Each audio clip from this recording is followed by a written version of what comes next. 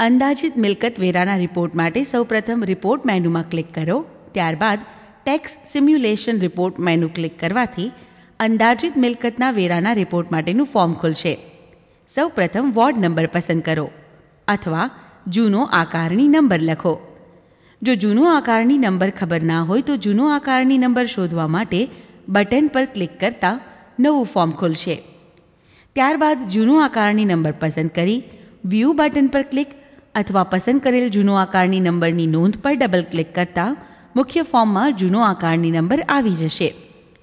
ત્યારબાદ મિલકતનો વપરાશ પસંદ કરો. મિલકતના વપરાશ પ્રમાણે તેનો મિલકતનો પ્રકાર પસંદ કરો. જો તમામ પ્રકારની બધી મિલકતો માટે તમામ પ્રકારની કુલ મિલકતો ચેક કરો.